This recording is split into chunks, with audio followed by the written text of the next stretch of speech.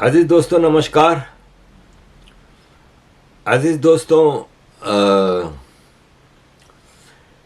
England में नए rules आ गए हैं। देखें, शबाना महमूद जो कि लेबर पार्टी की होम मिनिस्टर हैं, कश्मीरी ओरिजिन की मुसलमान होम मिनिस्टर हैं, और इन्होंने एक माइग्रेंट्स के लिए एक नए आने वाले ब्रिटिश इंग्लैंड में उनके लिए कुछ नए रूल्स डिफाइन किए हैं। मैं अप्रिशिएट करता हूँ। आप कहेंगे कि तू तो खुद ही माइग्रेंट है, तो ठीक है, मैं माइग्रेंट हूँ, लेकिन मेरे माइग्रेंट और मैं अपने जैसे माइग्रेंट को बिल्कुल सपोर्ट करता हूँ जो इस धरती पे बोझ नहीं है, जिन्होंने कभी इस धरती के कानून की खिलाफ वर्जी नहीं की, कभी हमने इनकी कल्चरल आइडेंटिटी, इनकी रिलीजियस आइडेंटिटी को चैलेंज नहीं किया। हम इनकी सारी rules, regulations, cultural identity, religious identity और सब चीज़ों का रेस्पेक्ट करते हैं। दूसरा, हम इन पे बोझ नहीं बनते कि जैसे कि हम यहाँ पे बैठ के बेनिफिट ले रहे हैं और ये सब चीज़ें, तो फ़र्क है।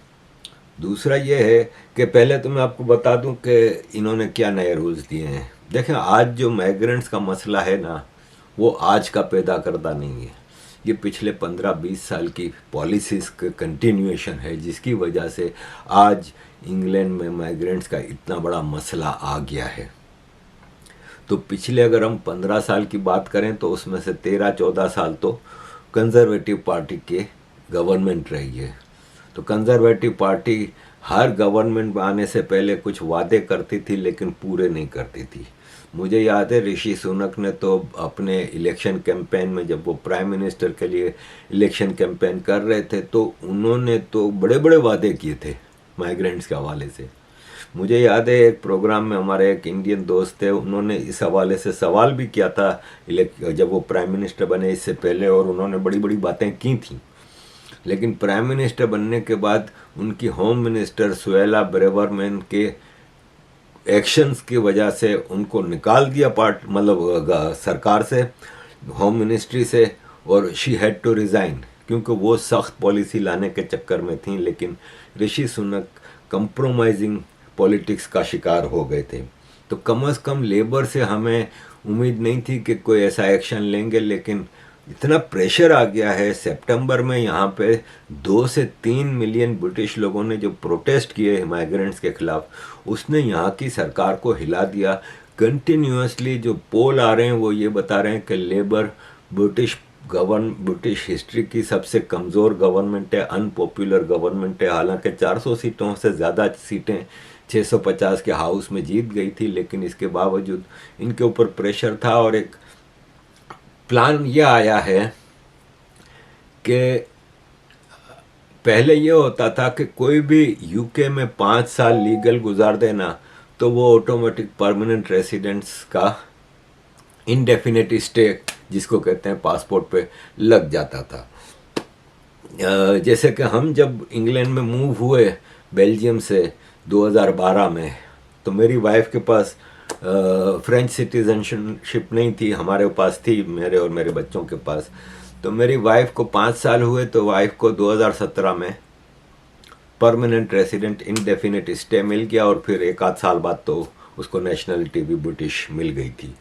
अब ये नहीं होगा, अब आपको 10 साल कम से कम, लेकिन 10 साल भी ऐसी सूरत में कि अगर आप बिल्डर, वेल्डर या केयर वर्कर वीज़ा पे हैं तो 10 के बजाय 15 साल लगेंगे, और अगर आप यहाँ पे बेनिफिट ले रहे हैं तो 20 साल, और अगर आप यहाँ पे कोई इलीगल काम कर चुके हैं या वीज़ा ओवर स्टे किया है तो 30 साल, 30 साल बाद आपको परमानेंट रेसिडेंसी मिलेगी। यानी ये है कि, और ये कानून अब आने वालों के लिए तो होगा, लेकिन ऑलरेडी जो 2021 से यहाँ रह रहे हैं उनके ऊपर भी लागू होगा। अब आप मुझे बताएं कि इसमें क्या गलती है, इन्होंने क्या ऐसा गलत कहा है। भाई, आप कह रहे हैं कि हम जो इलीगल माइग्रेंट्स हैं, अमेरिका तो डिपोर्ट कर रहा है, अमेरिका तो सीधा सीधा डिपोर्ट कर रहा है, जापान डिपोर्ट कर रहा है, पाकिस्तान डिपोर्ट कर रहा है लीगल माइग्रेंट्स को जो अफगानी 40-40 साल से रह रहे हैं। तो इन्होंने तो कम से कम ये तो नहीं कहा कि हम सबको वापस भेज रहे हैं, उनको अभी भी होटलों में रखा हुआ है, सब कुछ है। लेकिन अब जो होटलों में रखा है और जो आ रहे हैं, इनकी अजाइलम की एप्लीकेशंस को जल्दी जल्दी रिव्यू किया जाएगा। अजीज दोस्तों, हैरत की बात देखें कि इधर आने वालों में सबसे ज़्यादा है ना वो पाकिस्तानी है। 1,11,000 आखिरी जो माइग्रेंट्स आए हैं ना, उसमें 11,000 पाकिस्तानी है, यानी 10% हर आने वाला 10वां आदमी पाकिस्तानी है। ब्रिटिश गवर्नमेंट ये सवाल कर रही है कि पॉलिटिकल अजाइलम जो होती है ना, वो उन लोगों के लिए होती है जिनकी जान अपने मुल्क में ख़तरे में है। वैसे देखा जाए तो पाकिस्तान में तो हर पाकिस्तानी ख़तरे में है, हर पाकिस्तानी वहाँ पे उसकी लाइफ ज़िंदगी गुजारने जैसी रही नहीं है। लेकिन इसका मतलब ये थोड़ी है कि सारों को दुनिया संभालेगी। अगर जाना ही है तो आप जाएं ना, अरब देशों में जाएं, मुस्लिम देशों में जाएं, यहीं पे क्यों आ रहे हैं, या यूरोप में आ रहे हैं। तो ये पॉलिटिकल अजाइलम का मैंने बेल्जियम में काफ़ी काम किया है, मैं वहाँ की जस्टिस मिनिस्ट्री में ट्रांसलेटर था, तो मुझे रूल्स एंड रेगुलेशंस पता हैं कि यूनाइटेड नेशंस के रेफ्यूजी कन्वेंशन के मुताबिक आपकी जान को कोई जेन्युइन ख़तरा है अपने कंट्री में, because of your political views, because of your religious belongings वगैरह वगैरह। तो पाकिस्तान में हिंदू, सिख, क्रिश्चियन ख़तरे में हैं, लेकिन उसको अजाइलम मिनिस्ट्री इसलिए एक्सेप्ट नहीं करती कि ख़तरे में से मतलब ये कि आपकी लिबर्टी ख़तरे में है। ऐसे तो फिर पूरे दुनिया के मुस्लिम देशों के माइनॉरिटीज़ की हाल यही है, तो सबको तो ये लोग नहीं ले सकते, तो पाकिस्तानियों को क्यों ले रहे हैं। दूसरे नंबर पे सबसे ज़्यादा हैं वो अफ़गानी हैं, और तीसरे नंबर पे हैं ईरानी हैं। तो टॉप 10 कंट्रीज़ में 8 या 9 मुस्लिम कंट्रीज़ हैं, और अंगोला, कोंगो और नमीबिया। शबाना महमूद ने कहा कि ये 3 कंट्री के वीज़े को हम सख्त कर रहे हैं। अब यहाँ पे जो पार्टीज़ हैं वो कह रही हैं कि ये 3 क्रिश्चियन कंट्रीज़ हैं, और इन तीनों कंट्रीज से आने वाले माइग्रेंट शायद 100-200 हैं, तो इनके वीज़े सख्त कर रही हो। और जिन कंट्रीज़ के मतलब लाखों लोग आ रहे हैं, पाकिस्तान, बंगाली, अफ़गानी, ईरानी, तो उनके ऊपर कोई सख्त नहीं कर रहे हो। तो ये चीज़ें यहाँ पे काफ़ी मसले में हैं। देखें, आज मैं एक आदमी का फेसबुक पे स्टेटस पढ़ रहा था जिसमें वो चीख रहा था कि शबाना महमूद खुद एक माइग्रेंट की बच्ची है, उसके माँ बाप यहाँ पे आए तो 5 साल में लीगल हो गए, अब ये सबके लिए मुश्किलात पैदा कर रही है, ये कैसी माइग्रेंट्स की वो है, गद्दार है, ग़ुलाम है। एक और साहब ने लिखा कि जो लोग इस पे, जो माइग्रेंट्स इस पे खुशियाँ मना रहे हैं, याद रखें कि आप यहाँ पे ग़ुलाम हैं, और आगे चल के आपको कोई और कानून आके जो यहाँ पे नेशनलिटी होल्डर हैं उनकी नेशनलिटियाँ लेके भगा देंगे। ये वो बकवास है।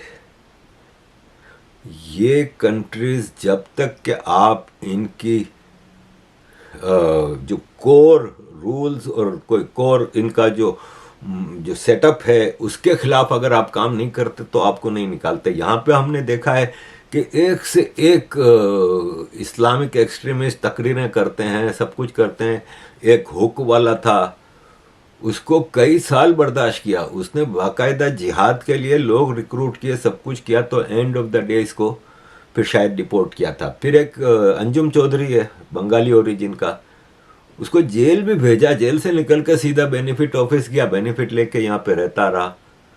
तो ये लोग ऐसे नहीं निकालते अनलेस कि आप इनकी बाकायदा। मुझे याद है कि एक मौज़म बेग लड़का था, वो ग्वांटानामो बे में पकड़ा गया था, वो अफ़गानिस्तान में अर्ली 2000 में पकड़ा गया था, अमेरिका और ब्रिटिश फोर्सेस के खिलाफ जिहाद करते हुए अलकायदा की तरफ से, और उसको ग्वांटानामो बे में रखा।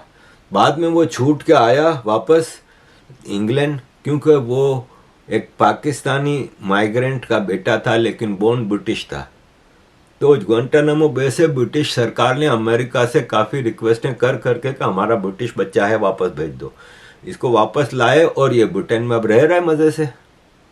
तो ऐसा नहीं है जो लोग इस पे गालियां दे रहे हैं वो इसलिए कि वो अपने रिश्तेदारों को, अपने लोगों को यहाँ बुलाना चाह रहे हैं, लेकिन एक लिमिट होती है। ऑलरेडी बेनिफिट्स जो हैं वो मैं समझता हूँ जजिया समझ के ये ले रहे हैं। मुझे याद है मैं एक बार एम्स्टर्डम अपने एक रिश्तेदार के साथ गया था मिलने, तो वहाँ पे मेरे रिश्तेदार है ना, जो वो बेल्जियम आए थे मेरे रिश्तेदार, तो उनको अपने रिश्तेदार से हॉलैंड में कहीं मिलना था, तो मैं उनको अपनी गाड़ी में एम्स्टर्डम लेके गया। तो गाड़ी हमने एक जगह पार्किंग करके फिर उनसे मिलने के लिए गए, तो वो हमें अपनी दुकान से घर चलते हैं मेट्रो में। तो जब मेट्रो स्टॉप पे पहुंचे तो मेट्रो के जो बैरियर लगे होते हैं जहाँ पे आप टिकट लगा कर निकलते हैं आगे, वो उसके ऊपर से छलांग मार के जाने लगा। हालांकि 20-22 साल से रह रहा था, बिजनेस कर रहा था। तो मैंने तो टिकट खरीदी हुई थी। मैं तो कहता क्यों टिकट खरीदी, इन लोगों ने हमारे मुल्क को लूटा हुआ है सब लोगों ने। हालांकि वो हॉलैंड था, पाकिस्तान से उसका कोई ताल्लुक नहीं था, और मैंने पहले यहाँ पे इतना पैसा दिया कि मेट्रो हमारे पैसों पे तो चलती है। ये सोच है। आप इन मुल्कों में वैसे ही अगर पाकिस्तान की तरह रहना चाहते हैं तो यू कैन नॉट सर्वाइव। तो अजीज़ दोस्तों, एहसान समझते हैं कि हम यहाँ पे रह रहे हैं, और ये है कि एंड पे ये मैं आपके सामने एक 2 मिनट की लारा लोगन की वीडियो लगा रहा हूँ। ये टेक्सास में होती हैं, अवार्ड विनिंग इन्वेस्टिगेटिव जर्नलिस्ट हैं और अपना पॉडकास्ट करती हैं। इनकी मैं आधे मिनट की वीडियो आपके सामने लगा रहा हूँ, जिसमें ये बताती हैं कि बुराई की जड़ क्या है। अजीज दोस्तों, thank you very much for all your support. It is time for us to stop calling Islam a religion. It is not a religion. You can ask any Muslim, you can ask any jihadi. They will tell you it is a civilization. It is a civilization that governs every aspect of your life. And most importantly for us in the US, it is a civilization that is duty bound according to the Quran to install Sharia law worldwide.